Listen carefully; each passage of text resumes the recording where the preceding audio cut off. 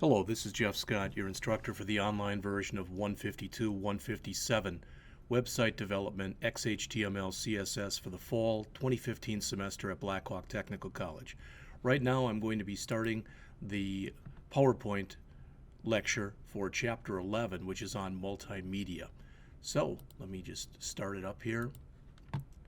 And you can see our learning outcomes. Again, I don't like to read these to you. Again, it's on multimedia. It's on the ability to go and make web pages interactive by adding things like audio and video, etc. All right, we'll talk about a few other things in here also. All right, first thing that they come in here and do is they give a couple definitions of helper applications and plugins. Notice a helper application, as it says, it's a program designed to handle a particular type of file, maybe a WAV file, which is a sound file, or an MPEG, which is basically an audio-video file, to allow the user to view or otherwise utilize that special file. This runs in a separate window from the browser. And actually, that's kind of what I'm using right now. You can look at it as Camtasia as a helper file. All right, plugins are new and more common. They run right in the browser so that the media objects can be integrated directly into the web page. All right. Words that you'll hear, just so you know: container and codec. As it says, a container designated by the file extension contains media and metadata, and a codec is an algorithm that's used to compress media. Let me just skip to the chase here. All right. Prior to HTML5, in most websites, if you wanted to go and add audio and or video, you had to use something like Flash or Silverlight. Well, that really became a problem, especially once Apple decided that they were going to pull basically any support they had for Flash. So when the people started to create HTML5, they thought, well, let's come up with a better way to implement audio and video. And that's pretty much what they've done in here. So these are, again, a lot of the plugins that have been used in the past for audio and video. You can read them yourselves. These are the different kinds of audio file types.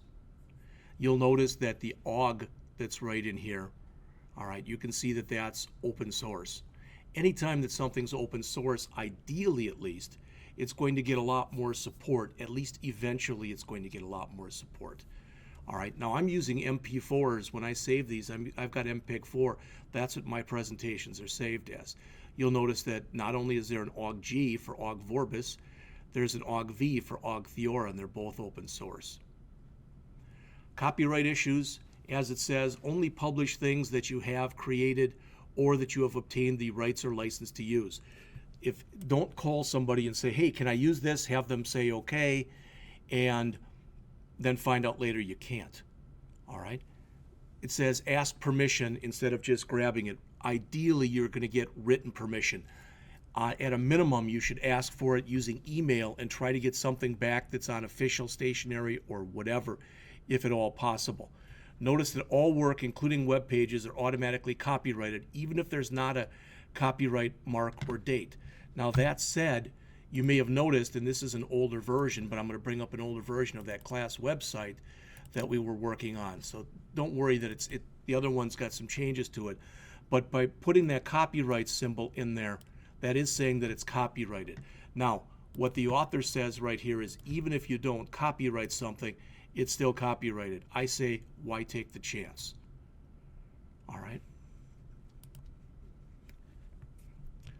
Fair use clause of the Copyright Act and the Creative Commons, those are both explained inside of the chapter. So again, those were our objectives. I'm going to pop in here for a second. Talked about the plugins, about the common audio and the common video types. All right. So we're going to talk about the easiest way next to get started with audio and video, and that's just by providing a hyperlink. But I was hoping that what we'd see in here would be something on the Fair Use Clause and Creative Commons. So let me see if I can find that.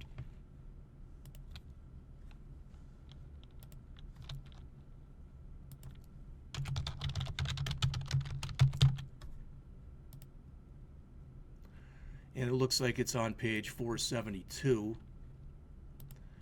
The author says here, some individuals want to retain ownership of their work but make it easier for others to use or adapt it. Creative Commons at creativecommons.org provides a free service that allows authors and artists to register a type of copyright license called a Creative Commons license. There are several to choose from depending on the rights you wish to grant. It informs others exactly what they can and what they cannot do with their work. So again, this is the easiest way. So I come in here and I literally say this. All right? I say href and I just reference an audio or a video file, give it a title, etc. And boom, I click on there and it should work. All right? Now, is that the best way of doing it? Well, especially not for accessibility. As it says, you should provide alternate content. So if somebody is deaf, you would provide a transcript so they could read it. All right? You would provide captions for video if somebody was sight impaired. You would provide the same material in text format, either directly or via a hyperlink or something else. All right, I've already mentioned a little bit about Adobe Flash. As mentioned here, Flash is a popular multimedia application. Creates multimedia, which allows you to do a lot of different things. Saved as what are called SWF files.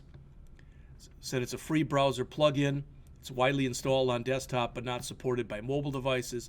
And again, not really supported either by Apple, at least to my knowledge, unless they've changed. All right. If you want to embed something inside of a web page, notice there's an embed tag. And it has in there the type that you're going to be using, the name of the source file, its width, its height, the quality that you want, and its title.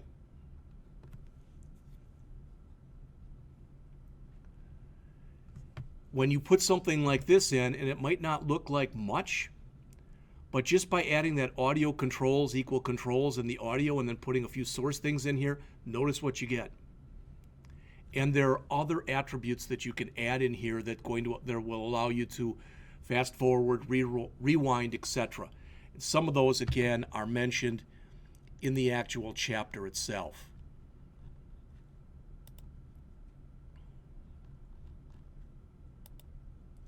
Let's go back here to... All right, so that was a hyperlink. Podcasts are audio files that you create. A lot of people, they're very happy with those, and you can listen to them, for example, if you're in the car type of thing. This is the stuff for the embed in Table 11.3 on page 464. I'm not going to read any of it. You can take a look at it there or in your book. Again, ideally, as you're listening to these presentations, you've got your book handy. All right, so they've got a hands-on practice, as it says. You launch a text editor, create a web page that displays a flash slideshow of photographs. And they walk you through what you have to use in there. Silverlight is kind of Microsoft's Flash, for lack of better words. Depending on who you are, it's either better or much worse than Flash. What happens if the browser does not support Flash? All right, well then typically what you want to do is provide some kind of an alternative. And again, as mentioned, that's one of the reasons that HTML5 was developed, was to increase the availability of audio and video.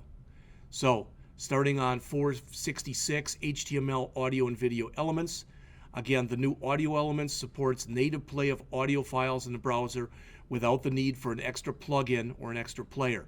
Begins with an audio tag, ends with a /audio tag. Some of the attributes, or the major ones, are shown right here. All right, key things here: MIME type, as it says, it's optional, but audio MPEG, audio OGG, etc. Controls, if you put those in, and it's recommended, again, to give yourself the ability to turn the video on, turn it off, etc.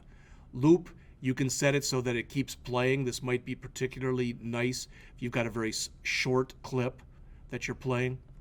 Preload, do you want it to start automatically type of thing. And text description, again, by browsers and other assistive technologies. So the source element, it says it's a self-contained tag, which means that there's no closing tag. It specifies a media file or a MIME type. Here's an example. This is the same one that we just looked at just a minute ago in the PowerPoints. What this does is it says, look first to see if you have the ability to play an MP3 file. And if you do, and you can find it, play that one. If you can't, then try this one. And if you can't do that one, then try to do this one. And you notice the last one says download the audio files.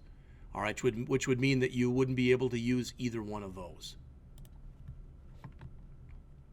So we've got a hands-on practice that starts here on page 468, which allows you to launch a text editor and create a web page.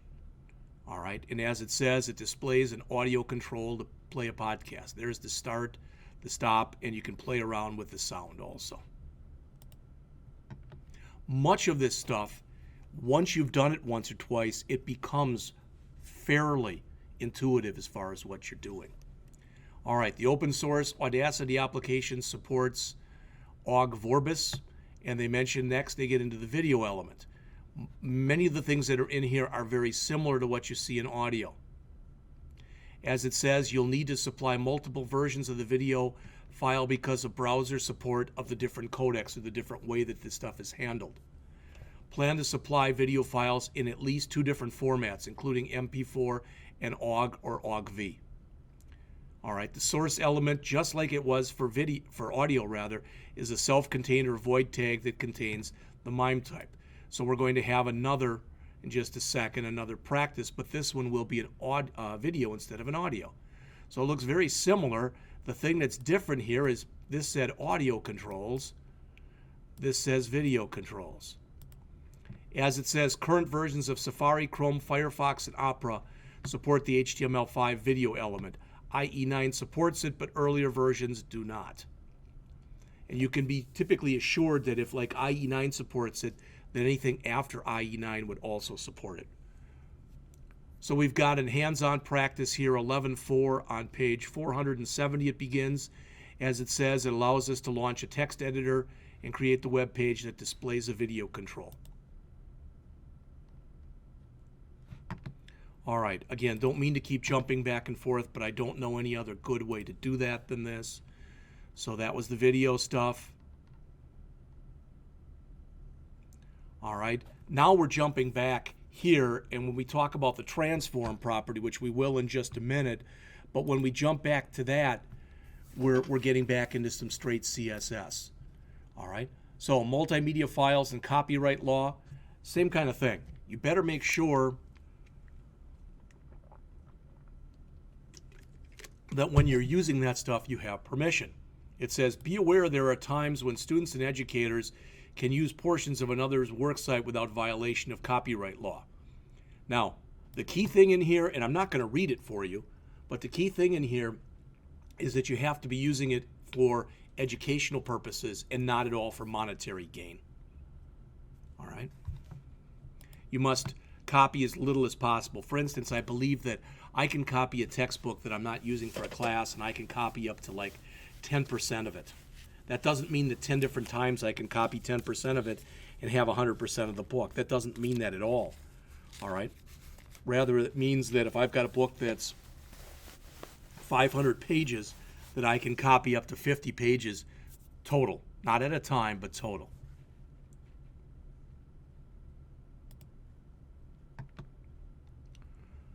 All right, now we're going to come back and start talking about some CSS. So again, we're not talking audio and video. We're jumping back into the realm of CSS here. So in this practice, 11.5, which starts on page 472, we create an image gallery. All right, so we copy the images over, and the idea is you run this, and you've got these, and I believe if you click on any of the thumbnails, they'll show you the bigger ones. All right. So there's a lot of ways that you can set this up.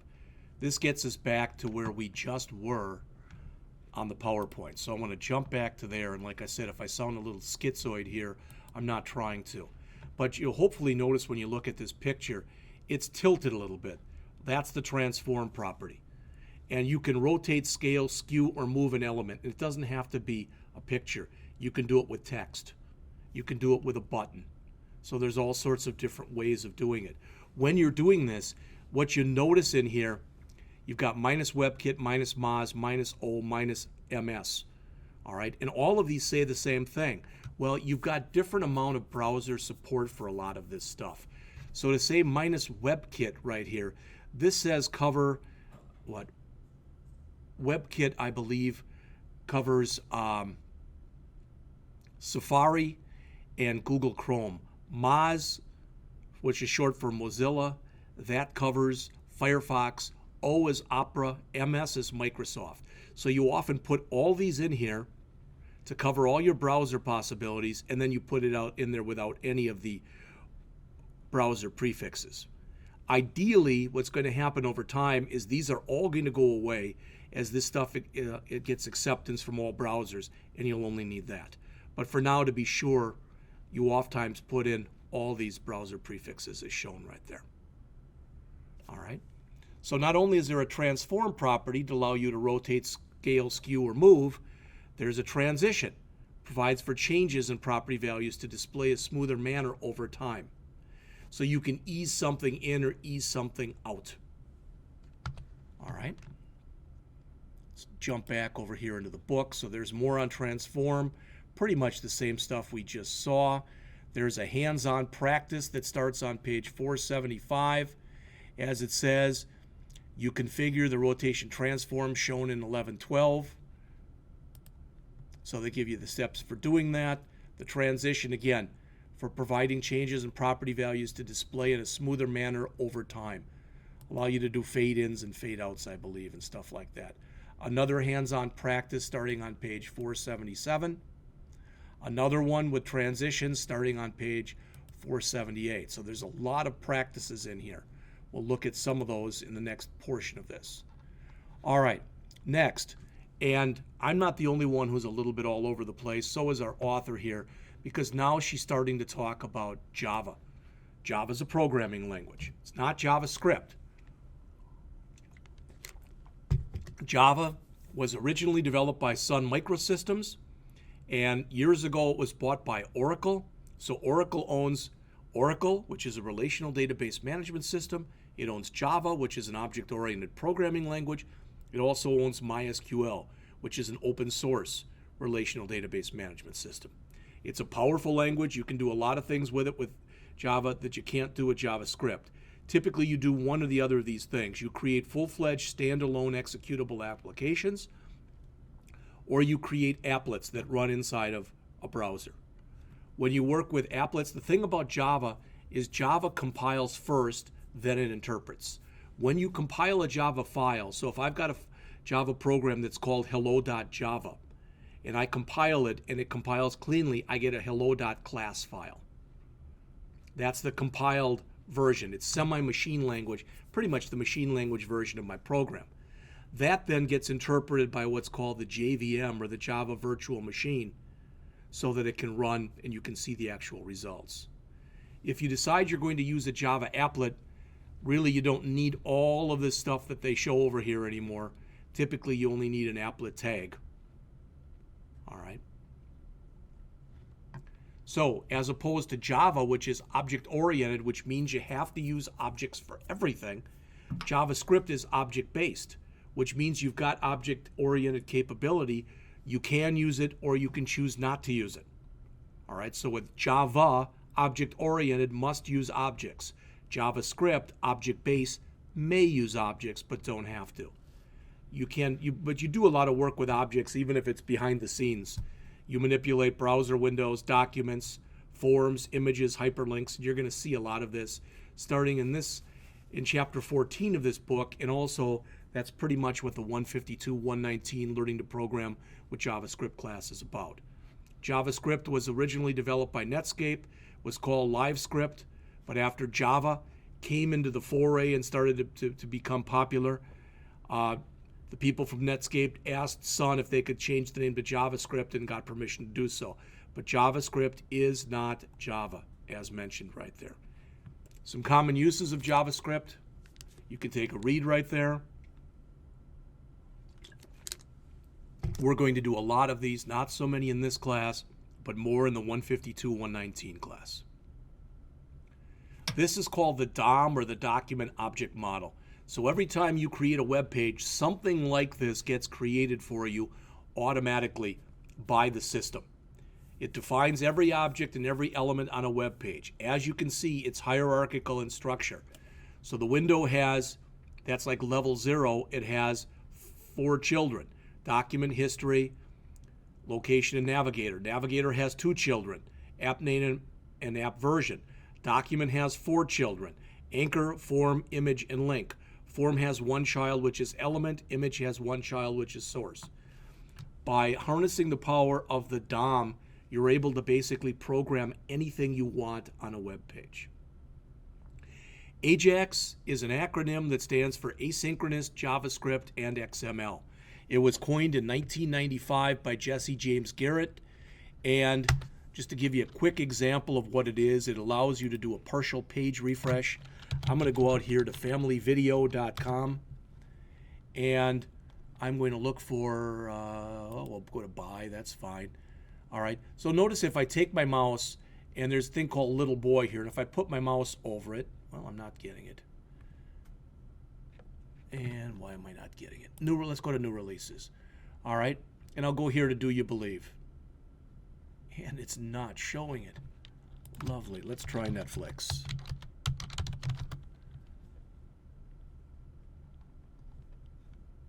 All right, I don't want to start my free month. I don't want to watch, no commitments, cancel any time, boom, boom, boom. Get help, getting started. All right, then let's do this. Let's go to Google Maps.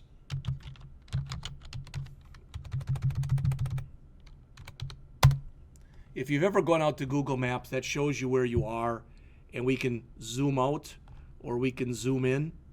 And what's happening is the page is being redrawn before our very eyes. That's an example of how you actually end up using, that's how you end up using AJAX. All right. So it stands for Asynchronous JavaScript and XML. The asynchronous means that you can do something, and while that something is happening, you can do other things. It uses JavaScript. It can use XML, but a lot of AJAX today, rather than using XML, actually uses JSON, which means JavaScript Object Notation. The author says she's got an example here, so I'm going to try to show that. All right, so it says, begin by typing in the name of a CSS property. So let's type in float.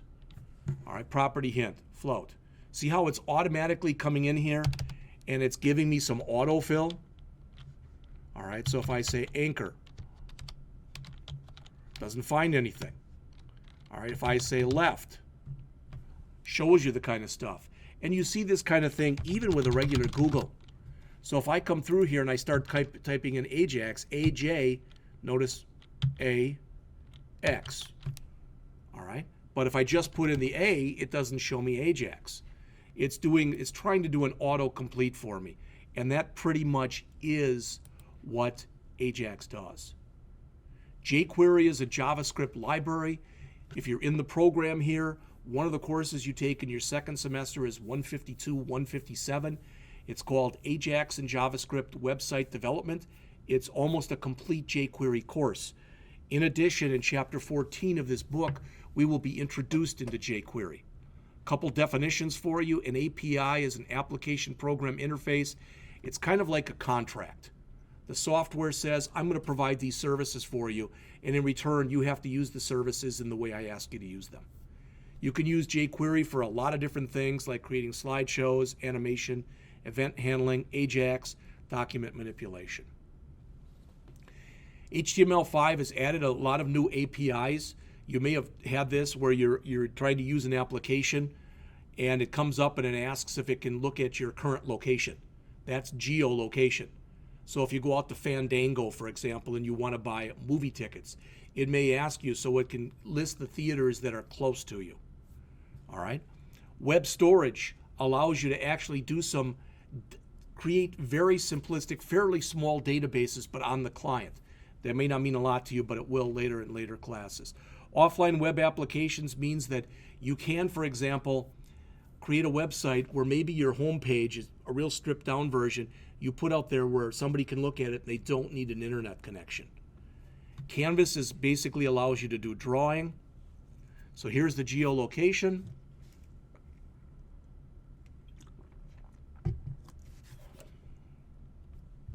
Here's the web storage.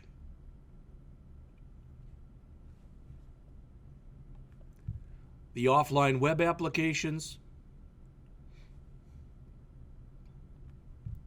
And the Canvas element. Okay? All right, that's pretty much it for the chapter. Remember, whenever you're working with multimedia, think about accessibility. Provide links to your plugins, provide text descriptions, check for screen flickering, verify functionality if JavaScript is disabled. People can turn off JavaScript. If media is used for main navigation, provide plain text links. And that's it. All right, so I'm going to come back in just a couple minutes and continue on.